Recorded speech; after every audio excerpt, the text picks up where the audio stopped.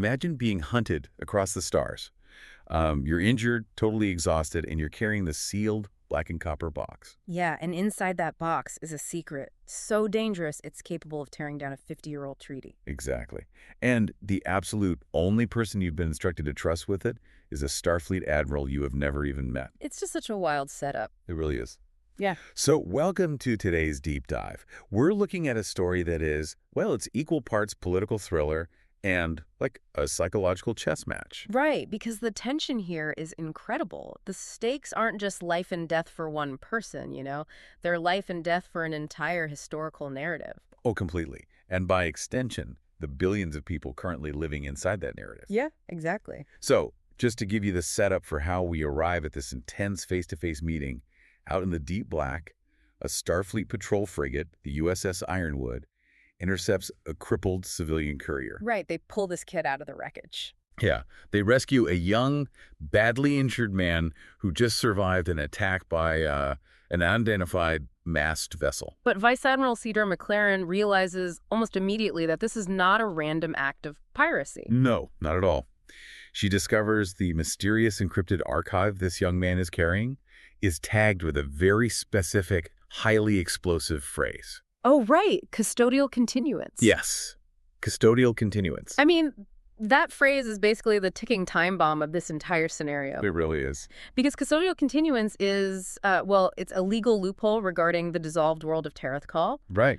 Think of the current galactic treaty governing that sector like a 50-year lease on a massive abandoned estate. Okay, I like that analogy. Yeah, so successor governments have moved in. They built their entire empires, their economies, and their legal frameworks on this land under the assumption that the original owners are completely extinct. But the hidden clause in that lease, the custodial continuance, states that if a direct living heir is found before the 50-year mark, the lease is entirely void. Which is just massive. It is. And the clock on that 50-year mark expires in just 14 months. Right. So that is how a single surviving boy with the box can literally collapse a galactic economy. Which obviously turns the boy and whatever evidence he's carrying into the most dangerous commodity in the sector. Absolutely the most dangerous. Okay, let's unpack this. Our mission for this deep dive is to step inside the room for the very first meeting between Vice Admiral Sidra MacLaren and this hunted survivor, Seren. Yeah, it's such a fascinating scene. We are going to explore the massive burden of carrying a dead world's truth,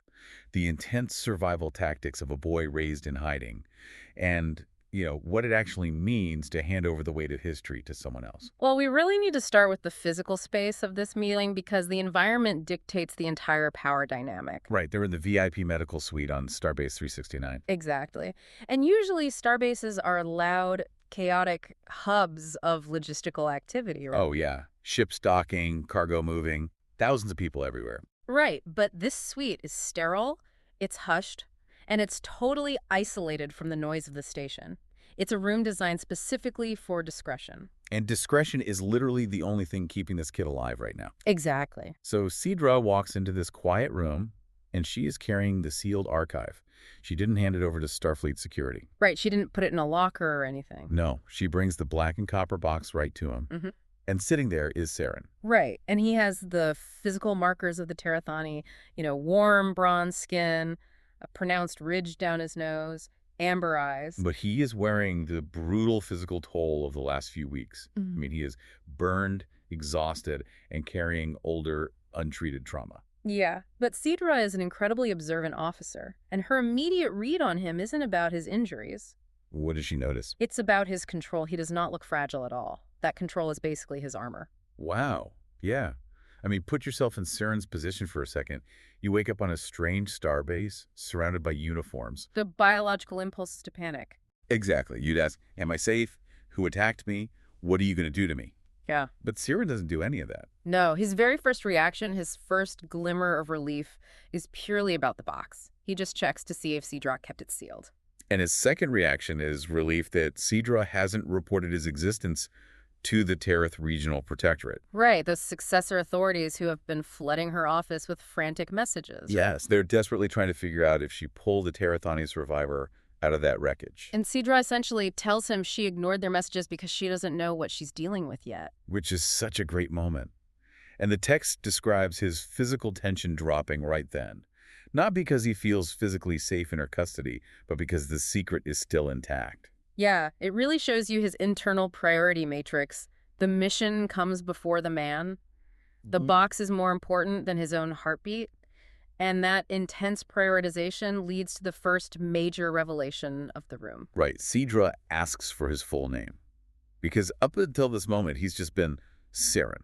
And he looks at her and confirms he is Seren Valtereth. He is the living loophole. Exactly. He is proof that the custodial line of Tareth-Kal, the royal protective bloodline, the rest of the galaxy officially declared completely extinct 50 years ago, is alive and sitting on a biobed. He is the ghost in the machine of this massive diplomatic treaty. That's a great way to put it. And to understand how a ghost survives for that long, you have to look at his communication style in this scene. Oh, it's so specific. Right. Sidra is an experienced investigator trying to gently pull threads, but Seren answers the precise parameters of her questions and absolutely nothing more. Yeah. Oh, if she asks, did your father expect this conversation to happen? Seren answers, he hoped it would. Full stop. Full stop. He doesn't elaborate at all. He offers zero exposition. Reading this, I kept thinking of interacting with a really strict command line computer terminal. Oh, that's a good comparison. Or like an old-school video game with a rigid dialogue tree. You only get the exact information you prompt. There's no bonus backstory offered. If you ask the wrong question, you get a dead end. It is exactly like a strict computer terminal, but we really need to understand the mechanism behind why the system is designed that way. Okay, tell me more about that. Well, think about cybersecurity. You close every single unnecessary port on a server to prevent a breach, right? Right. Seren has closed all his conversational ports. Every extra word you offer in a conversation is an open port that an assassin or a spy can exploit. Oh, wow. Yeah, if you casually mention a specific type of ration you prefer, an enemy knows what trade sector you've been hiding in. That is terrifying. If you complain about the cold, they narrow down the planet. So this isn't him being stubborn. This is a deeply ingrained survival mechanism. Someone programmed those firewalls into him. He explicitly tells Sidra that his father taught him that people who know too much become targets. Yeah, it's a completely defensive way of existing. He guards his syllables the exact same way he physically guards that archive. And that programming came from a life of total crushing isolation. I mean, we learned that Seren and his father, Alrin, lived in hiding for Seren's entire life. Right, but they had a fundamental ideological clash about what that hiding actually meant. Yeah, Alrin believed that biological survival was the ultimate goal. If they stayed forgotten, they stayed alive. But Seren pushed back on that. He tells Sidra he believed being forgotten meant their enemies had already won. Which, think about the psychological weight of that for a kid. Being told your only purpose in life is to be a shadow. Yeah, and feeling like simply existing quietly is a form of surrender. It is the classic tragic conflict between generations in exile. The parent is desperate for the child to just draw breath tomorrow, but the child is desperate for their identity to actually mean something today. Exactly. But 23 days ago, that philosophical debate was rendered completely irrelevant. Because their location was compromised. Right. The hunters finally found them. And Alrin, the father, knew they were coming for the archive. So he gives Seren the box, hands him a pre-planned escape route, and basically tells his son to run. While Alrin stays behind. He stays behind to die, serving as a distraction. And Seren watched his father make this choice, knowing it was an absolute death sentence. It's just devastating. And the text gives us this incredible, subtle detail here. Seren is maintaining this rigid, stoic composure while recounting this to Sidra. His face is just a mask of control. But the monitor betrays him, right? Exactly. The medical monitor next to his bed betrays him. His pulse violently spikes when he talks about his father's death. Oh, man. His body is literally screaming with grief, even though his conscious mind has locked it down completely. Imagine the cognitive dissonance of that moment. Your father has spent your entire life telling you to stay hidden, to stay quiet, to prioritize survival above all else. Right. But when the hunters arrive, your father breaks his own rule, sacrifices himself, and sends you out into the open galaxy to expose the biggest secret in the sector. It completely upends everything he was taught. It does. And the final instruction Alrin gives Seren before dying is staggering. Oh, yeah. He tells his son, don't spend your life protecting the past. History could survive without us, but the truth could not. What's fascinating here is that Alrin is making a really profound distinction between history and truth. Right. Those aren't the same thing. Not at all. In the context of a collapsed government like Tareth-Kal, history is the manufactured consensus. History is the sanitized paperwork. Like those official treaties. Exactly. It's the official diplomatic treaties Sidra was reading, where the messy details, the broken laws, and the missing populations are neatly filed away to maintain galactic stability. Yeah. History is how governments manufacture consent to rule. So history's the 50-year lease. Right. And truth is the radioactive core hidden inside that black and copper box that proves the lease is a fraud. Precisely. The truth is dangerous because it cannot be managed or negotiated once it's out in the open. See, I want to push back on Ulrin's master plan here, though. Oh, really? How so? Well, Ulrin tells his son to cross the galaxy while bleeding and hunted and hand this explosive box exclusively to Vice Admiral Sidra MacLaren, Right. a Starfleet officer they do not know personally. So, was Ulrin taking a genuine, desperate leap of faith in the innate goodness of Starfleet? Or was this a highly calculated manipulation? That's a great question. Like, did Ulrin know that if he dropped this box in the lap of an admiral known for being a relentless investigator, her sheer curiosity and professional duty would essentially force her to become his son's bodyguard? I mean, Auron spent 50 years staying off the grid while being hunted by professional assassins. A man like that doesn't just pick a name out of a hat based on vague notions of goodness. So you think it was calculated? Completely. He chose Sidra because of her specific psychological profile. He knew her reputation for pulling on loose threads until the whole sweater unravels, you know? Oh, wow. Yeah. He weaponized her sense of duty. He engineered a situation where Sidra's professional obligations align perfectly with Seren's survival. That is brilliant, actually. And now the weight of this radioactive truth is physically sitting on the table between them in that medical suite. Right, bringing us to the actual transfer of the burden. Yeah, because Seren is exhausted. The 23 days of adrenaline are finally bleeding out of his system. He admits that other people helped him along his escape route, and you can see this genuine creeping terror that he might have inadvertently put them in danger just by being near them. Which is heartbreaking. And he shows this tiny sliver of hope when Sidra doesn't brush off his concern, but explicitly promises to use her resources to look into their safety. Yeah, and it proves the cybersecurity firewalls haven't destroyed his humanity. Despite his rigid upbringing, Seren still has deep empathy. He isn't just a machine protecting a hard drive, you know. Totally. But Sidra finally asks the ultimate question that has been hanging over this entire deep dive. The big, why me? Exactly. Why me? And Seren's answer exposes the entire mechanism of his father's plan.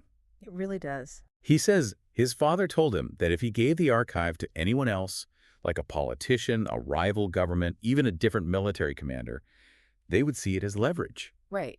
Or they would see it as a weapon to deploy against their political enemies.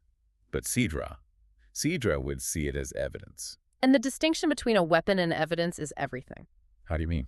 Well, a weapon is used to destroy an enemy, leverage is used to extract a concession, but evidence demands an investigation. Right. Evidence implies a search for objective facts without a predetermined political agenda. Wow, yeah. Calling it evidence is the highest tactical compliment you could give an officer like Sidra. It confirms your theory that Ulrin knew exactly who he was targeting. He needed an investigator, not a politician. But just as they reach this profound point of understanding, the doors slide open and the atmosphere in the room completely shatters. Oh, Dr. Halvik. Yes, Dr. Halvik marches in. He is the classic, clinical, no-nonsense medical professional who does not care about your rank, your galactic mysteries, or your dead world. Not at all. He sees his patient's heart rate climbing on the monitor and asserts total medical authority. He essentially says, "The interrogation is over, Admiral. Get out." Which forces the conversation to an abrupt, messy end. The intrusion of clinical reality into this mythic handoff forces the immediate issue of the archive. Like, what happens to the box right now? Right, and Seren panics slightly. He wants to be there when it's opened. Yeah. He insists his father intended for him to authenticate the contents personally. He's asking Sidra for a basic human promise. He says, "Promise me you won't open my life's work, the thing my father just died for, without me." And Sidra flatly refuses. She does. She tells him she won't bypass Starfleet security protocols just to make him comfortable. She looked the traumatized boy in the eye and says she will not promise to wait for him if her investigation requires her to open it immediately.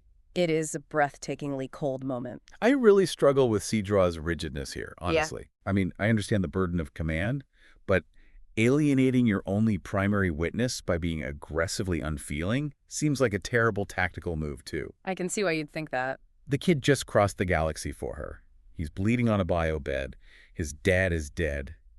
Couldn't she just give him a single reassuring lie to calm his heart rate? Tell him, sure, I'll wait for you, and then go do whatever she needs to do anyway. Well, see, if she lies to him to coddle his feelings, she proves Auron wrong. Wait, how? Think about the psychology of command here. Sidra cannot compromise a potential fleet security investigation for sentimentality. True trust, at least in Sidra's operational world, isn't about blind reassurance. Okay. True trust is about respecting the lethal stakes of the situation. If she patted him on the head and promised to wait, she would be treating the archive like a child's toy, not as the universe-altering bomb he claims it is. Oh, I see what you mean. By refusing to bend protocol, she is proving she takes the threat as seriously as he does. She is validating the danger. Yeah. And Seren actually processes that logic in real time. He gets it. His final warning to her before she leaves the room is incredibly ominous, though. Oh, yeah. He tells her that if she opens it, it might change what she believes happened to his world. And when she accepts that warning without flinching, without offering a platitude, Seren actually smiles for the first time. He realizes his father's final strategic calculation was correct. Right. And Sidra picks up the archive and walks out the door. So what does this all mean?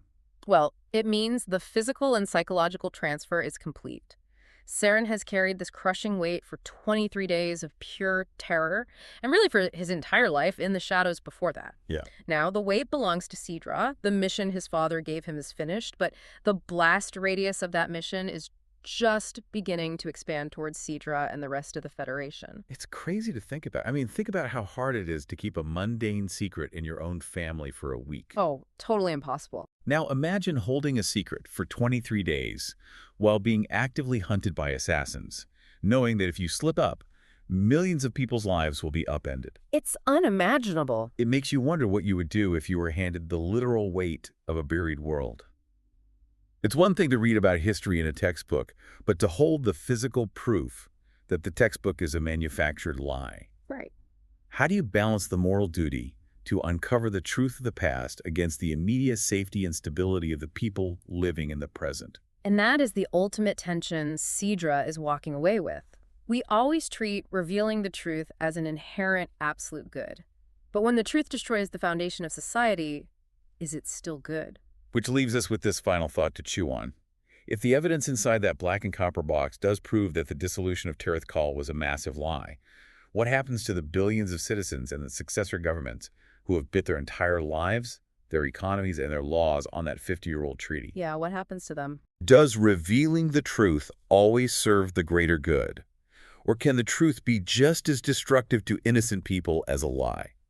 You think you're just handing over a sealed box to an admiral, but once the lid comes off, you cannot control who gets caught in the shockwave. The ghost has delivered his message. Now the galaxy has to live with it. Imagine being hunted across the stars. Sometimes surviving the hunt is just the beginning of the nightmare. Thanks for joining us on this deep dive. We'll catch you next time.